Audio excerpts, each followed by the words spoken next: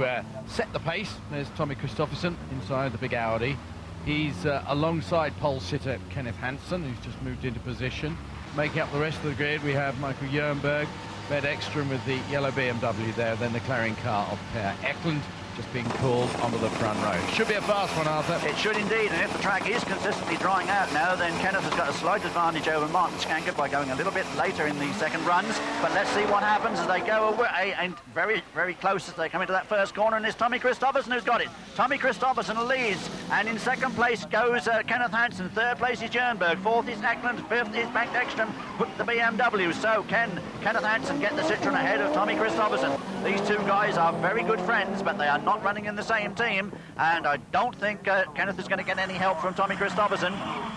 Tommy looking for his first victory this year, still leading the pack as they come down towards us, and it's Tommy Kristoffersen from Kenneth Hansen. Well, this is the sort of start that Kenneth didn't want. He wanted to be up there in front, leading this race if he possibly could, and dominating it from the front, but he can't do it at the moment, and I think he's going to find Tommy moving over the way that Jean-Luc did earlier in the day. So it's still Tommy Kristoffersen from Per Eklund way back down the order. Still Tommy Kristoffersen then from Kenneth Hansen. There is Per Eklund trailing in fourth place. Again, Michael Jernberg going very well, but Peter, this is becoming a race between two cars.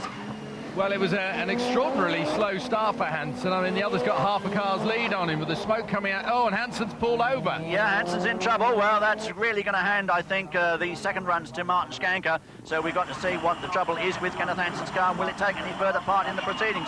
So Jernberg comes up now into second place. Per Eklund is fourth, as into fourth place, beg your pardon, goes Ekström. Per Eklund is third, as Kenneth Hansen has now effectively retired from this race. So Tommy Kristoffersen really going very, very well. He hasn't been handed the lead. He took it right from the start, and he's out there justifiably in front. And Michael Jernberg still in second place. Eklund in third, as it's a Swedish 1, 2, 3, 4. And of course, all of the drivers in this race are from Sweden, showing what a very, very strong country this is for Rallycross at the present moment in time. And it's a lot of smoke beginning to come from the Tommy Kristoffersen car, though. He still leads the race. Car looks quick. It's very difficult to say if it sounds healthy. Yeah, I think it does. Jernberg still second, Eklund still third with the impressive Impreza for the Clarion team. But he can't find a way past Michael Jernberg. Well, that big Audi just powering its way around there. The dried out tarmac means he can get all that 800 brake horsepower down on the tarmac, and on the loose he just blasts his way across the ruts. It's fantastic to watch. It's a big driver inside with a big, big heart, and Tommy Kristoffersen, one of the most likeable guys on the European Rallycross scene, coming away then to lead this one. The man from Arvika leads it, and his fellow townsman, shall we say, there from Arvika in third place in Sweden. That's Per Eklund. Between them is sandwiched young Michael Jernberg, going as well as ever with his home-brewed Escort Cosworth, and Michael Jernberg is still hanging on to that second place. So the fastest times after the second runs, Opland faster than Solstrom, and you can see Kristoffersen's only just off the pace of Skanker.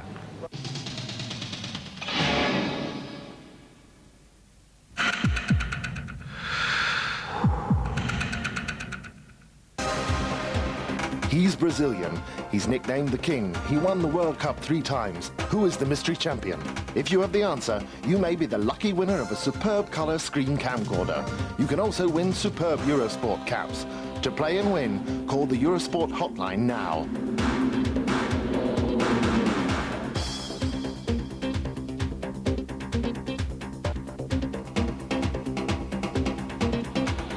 Good luck. They're big. They're bad.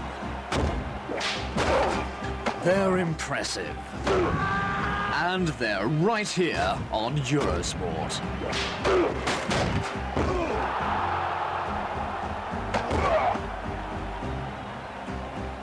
Dare to take on the Ring Warriors. Thursday, 9 p.m. on Eurosport.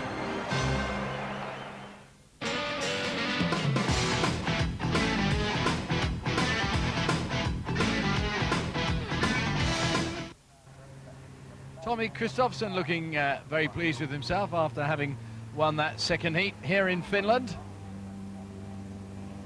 It was very good. It's so unfamiliar for me to see the jacket flag first in one heat, so I'm very satisfied, really. How was the time?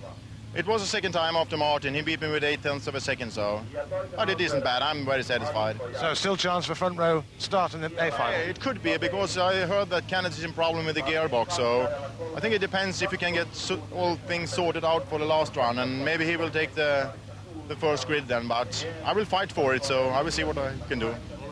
Fighting for time in Kenneth Hansen's Citroen pit. They're changing the gearbox.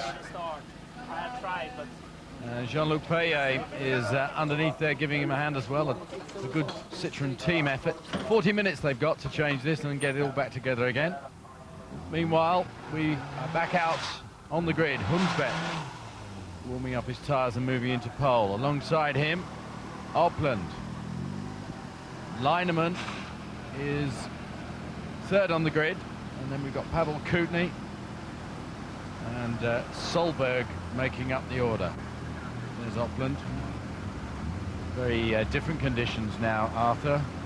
Yes, drying out, Peter. And remember, the Hunsbeth was fastest on first runs, Eklund fastest on second runs. So if either one of those wins this race, they stand a very good chance of going on to pole for the A final. Will one of them do it? Well, it is indeed a tight run into that first corner for the pole sitter, and it is indeed Ludwig Hunsbeth who's got it from Eklund. Kutny is third. Henning Solberg's come through to fourth place, and poor old Bernd Leinemann from Germany once again struggling to get way down there in fifth. So Ludwig Hunsbeth having a very good run here this weekend, getting the Escort Cosworth back onto the pace. Henning Solberg there in Ludwig's last year's car. But there is this year's car for Ludwig Hunsbeth.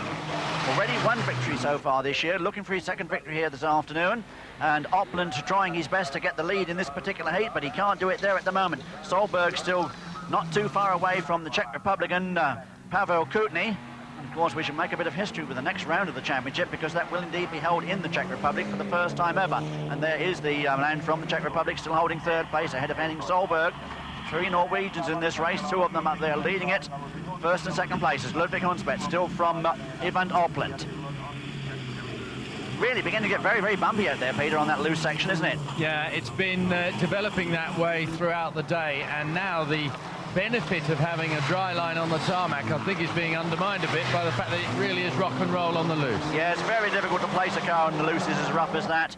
It really is very, very difficult. You can see the ridges there now as they come through. It really is a lot of tram lines, as we would call them, appearing on those loose sections, making it very, very difficult to get the car nicely set up sideways, and also making it very, very difficult to get an alternative line in which to overtake. And that is hindering Henning Solberg there at the moment, as he still sits down in fourth position. Young man who made a brilliant start in Norway, in the Norwegian, making a brilliant start in Austria, I should say, but really hasn't delivered the goods since then. But, look here, troubles for the leader. A tyre giving a lot of smoke there, and I think maybe that's a deflating tyre, and he's going to be lucky if that man can make it through to the flag. Surely Eklund has seen that, I would think. Well, he was struggling to keep the car on the road there, but here he is, just keeping Eklund off. He takes the checkered flag just ahead of Eklund. Solberg up into third place then, good drive by him. And then Pavel Kutny, having a few handling problems there, finishes in fourth place. So now we form up our next grid. We've got Solstrom in pole, alongside him Kuipers. Then we've got both Toyotas out, Carlson, and alongside him teammate Gunter Svan. And on the outside, Nordgaard. Right, let's see what happens here. Can Solstrom capitalise on that pole position? No, he can't, and it is indeed Jos Kuipers who comes through to take it. With the second place comes Carlson. Carlson into second place, and Svan is down into fourth behind Solstrom. Jan-Vili Nordgaard completes the 5 cars, and you can see a bit of body damage there on the back of Jos Kuipers' Mitsubishi as they go away, but it's Carlson second, Solstrom third. Gunter Svan, not having a very happy day, is down in fourth. Nordgaard fifth with the Legacy, but up front it's the Mitsubishi of the young man from Best in the Netherlands. Carlson still once again putting one over his teammate there, Ingvar Carlson, moving from rallying to international rallycross here in this European Championship, his first full season in second place. Teammate up into third now, Nordgaard, and we have lost someone. We have indeed lost Solstrom. Solstrom has gone. Swedish driver with the yellow Escort has vanished from the scene. Nordgaard spinning in the background, so effectively we are down to 3 cars only now as Nordgaard recovers and goes away. The leaders are already on their last lap. as we rejoin them with Jos Kuiper still leading. Ingvar Carlsen, Gundersman a close third place now. And that's the way it stays as the checkered flag is taken by Jos Kuipers. Well, the change in the weather again, it started raining again after, and that caught a few of them out. The tarmac getting very slippy indeed. Let's see if these boys can handle that. Sooner Anderson in the Audi on pole, a repaired Kenneth Hansen alongside him, and closest to the camera, the Saab of Anders Nordstedt. Well, this is where Kenneth Hansen should really capitalise on the situation of being with two relatively slow motor cars. I say relatively slow, no disrespect to them. And once again, we have an all-Swedish trio out there. They really have come over the border from Finland in great numbers to be with us in this event today, and Kenneth Hansen it is. Sune Anderson staying respectably well in second place. Anders Nordstedt in third. Now Kenneth Hansen on his way, and the Citroen not looking to handle too good. And oh look, the near side front tyre is down. Oh, this is terrible for Kenneth Hansen. He's got to keep going, Peter. He's got to keep going to get some kind of a time. Well, I was looking at when that first lap, they're really getting rough and tumble on the loose there, and it's probably just pulled it off the rim, you know. Yeah, it's just rolled it off the rim, I think. That's what it is, but it's really disastrous for him now. He's got to keep going if he possibly can and record a time, because remember, he retired on the second runs. He desperately must get a time here, otherwise he's going to finish up way down the order, and we might be in the situation where, of course, he's in the C final, winning that and going into a B final and coming through. Who knows? But at the checkered flag, if it's Anderson taking it and Kenneth manages to finish just ahead of Anders Nordstedt. Well, it's an extraordinary outing today for Kenneth Hansen. Let's have a look now with Kristoffersson on pole, Michael Jernberg alongside him, Per Eklund, then Will Gollop, and making up the order, Camille Verreken. It's raining where Camille Verreken is, Peter, not where anybody else is. He's with the only one with the wipers going, and it's Tommy Kristoffersson coming in to lead this one with Michael Jernberg in second place. Per Eklund third, Will Gollop is fourth, and Verreken in fifth. Another relatively slow start for Will Gollop, but not quite so bad as that one of Camille Verreken. Again, a bit of smoke coming from the back of the Tommy Kristoffersson car, but he doesn't seem to be too concerned about it. And while Kenneth Hansen is having perhaps one of his worst days, I think maybe Kenneth is having one of his better ones. There's a good challenge going on here for second place. Can Eklund come through and take second place from Jernberg? Kenny. They are literally side by side, but no, young Michael's got it once again. Michael Jernberg still in second place, Per Eklund in third. Will Gollop still trailing down there in fourth place. Verreken is in fifth. There is the battle for second place. That is still Michael Jernberg. Tommy Kristoffersson getting away, and still a lot of smoke coming from Tommy's car. Doesn't seem to be causing him too many problems. Will Gollop, flame coming from the exhaust of the turbocharged car there on the overrun. As Tommy Kristoffersson comes through then towards the checkered flag, a tremendous battle going on for second place, but it is Jernberg just getting it, I think. Will Gollop through in fourth, and Camille Verreken comes through to take fifth. Well, Tommy Kristoffersson having a lovely day, enjoyed by all. Jean-Luc Payet on pole, alongside him Skogstad, Martin Iversen, and they're off with Ekstrom making up the left-hand side of the grid. Right, Payet coming through then. Payet really wants to get a quick time here now. He wants to get a quicker time than Skanker. That will help Kenneth Hansen in a roundabout sort of a way, because that will probably put Skanker a little bit further back down the grid of the A final. Can Jean-Luc do it? Jean-Luc, what I've seen of him in the past, doesn't really enjoy wet conditions as much as dry, so maybe, just maybe, it may not be his day, but there he goes, this very purposeful looking 4x4 Xantia going on its way. Iversen down there in third place at the moment. I think Skogstad surely in second, but we're watching Jean-Luc Payet.